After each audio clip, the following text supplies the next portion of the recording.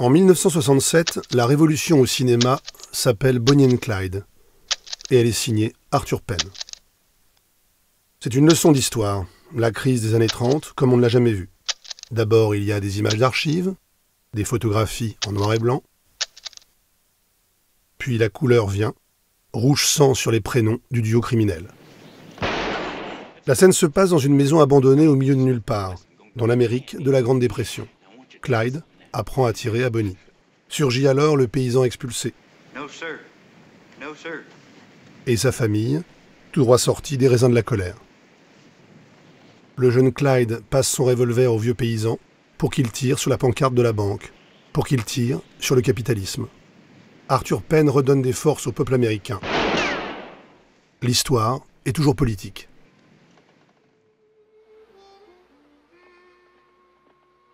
Les films d'Arthur Penn couvrent les grandes étapes de l'histoire américaine. L'Ouest sauvage dans plusieurs westerns, Little Big Man, Le Gaucher, Missouri Breaks,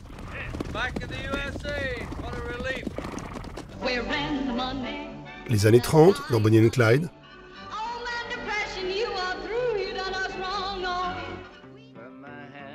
enfin les années 60, la génération Vietnam, la génération hippie, dans Alice's Restaurant, dans Georgia.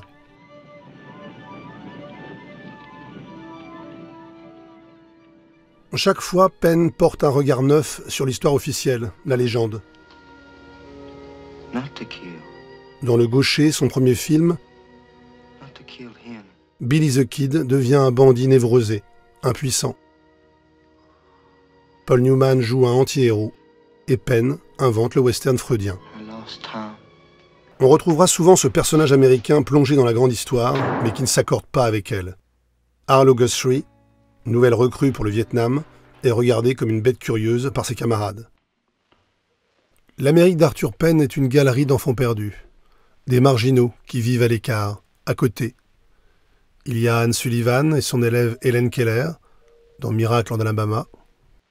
Il y a les hippies, dans Alice's Restaurant, en route pour la plage, qui défient les pancartes de l'Amérique conservatrice. Il y a Bonnie and Clyde, hors la loi et hors du monde, stars du crime, comme des enfants cruels qui jouent à écrire une autre histoire de l'Amérique. Et bien sûr, Jack Crabb, Little Big Man élevé par les Indiens, qui apprend la vie auprès d'eux, à l'écart du grand récit de l'Ouest, presque une dystopie, comme si l'Amérique avait été définie par les valeurs indiennes.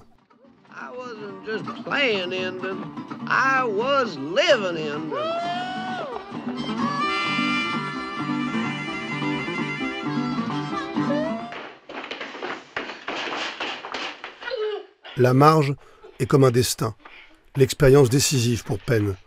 Comment vivre à l'écart des grands récits? Comment exister? Annie Sullivan apprend à la petite Helen Keller tout ce qu'elle doit savoir pour être respectée, avoir une place à table avec les autres. La leçon d'une aveugle à une autre aveugle. Leçon violente, comme un sport de combat. Il y a beaucoup d'énergie dans le cinéma d'Arthur Penn. L'histoire est une épopée de la jeunesse. Et pour vivre, on dépense beaucoup d'énergie. On prend la route à toute blinde.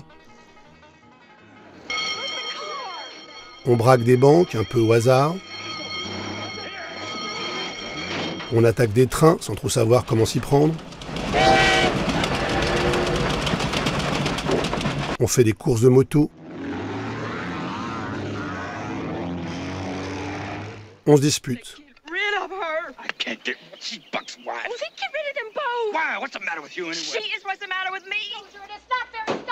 On se dispute beaucoup. On crie jusqu'à l'hystérie.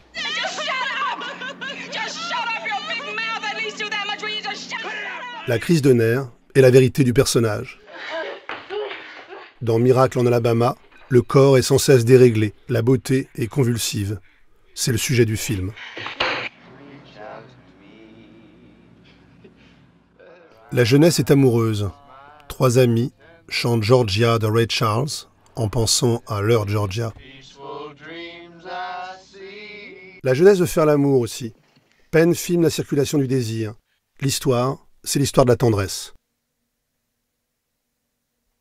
Premier flirt maladroit entre Jack Nicholson et Kathleen Lloyd dans Missouri Breaks. Scène d'intérieur, pleine de douceur, comme une peinture de genre du XVIIIe siècle. Mais à nouveau, rien n'est simple. Danilo Craig Watson, amoureux fou, souffre quand il voit Georgia dans les bras d'un autre homme, son fantasme accompli par un autre.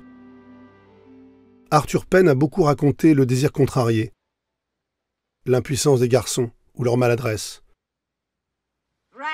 Jack Crabb a bien du mal à éveiller le désir de sa jeune épouse. Arlo Guthrie préfère ne pas répondre aux propositions de sa groupie, trop jeune. Il lui donne un foulard en souvenir de ce refus. Keep this. It's a souvenir. Same as if we made it. Il y a beaucoup d'amour entre Bonnie et Clyde, mais c'est un amour platonique. Clyde ne peut satisfaire Bonnie.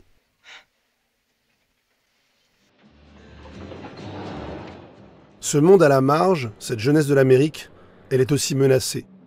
Et Arthur Penn en montre tous les ennemis. Pas sûr qu'Arlo vive dans le même pays que le camionneur qu'il a pris en stop. Pas sûr qu'il partage grand-chose avec la foule chrétienne qui écoute le prêcheur fou. Il y a les démons fascistes de l'Amérique profonde, Marlon Brando en ange exterminateur dans Misery Breaks, figure du mal déguisée en grand-mère, tueur fou payé par les bourgeois pour éradiquer les voleurs de chevaux.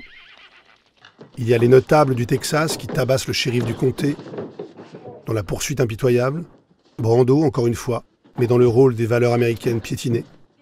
Il y a tout ce que vit Jack Crabb, loin de sa famille indienne.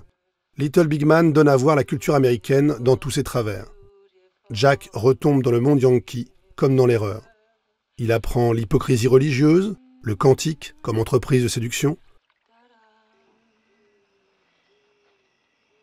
Il apprend l'escroquerie comme avenir de l'Amérique.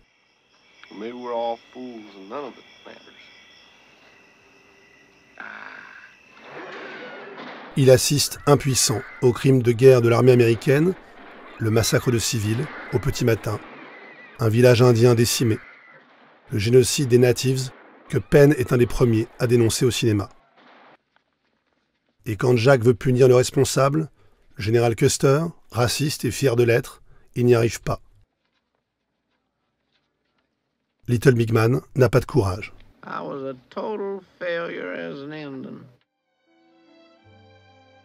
Le regard de Penn sur l'histoire est mélancolique. Le temps travaille contre les personnages. Malgré l'énergie, malgré la fête, quelque chose se perd toujours. Mais quoi? Bonnie vient voir sa mère, mais c'est le contraire de la joie. Plutôt un chant funèbre, une élégie à l'Amérique enfuie.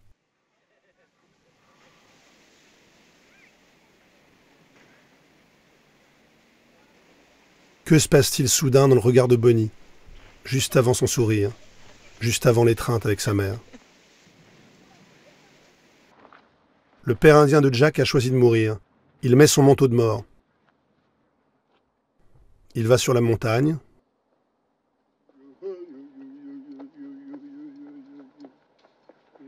Il danse, il chante.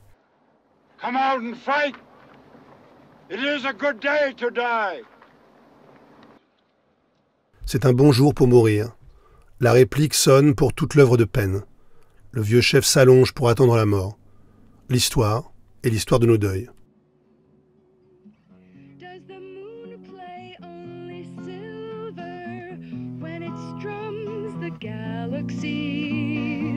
Dying roses, will they win their perfumed rhapsodies to me? Songs to aging children come.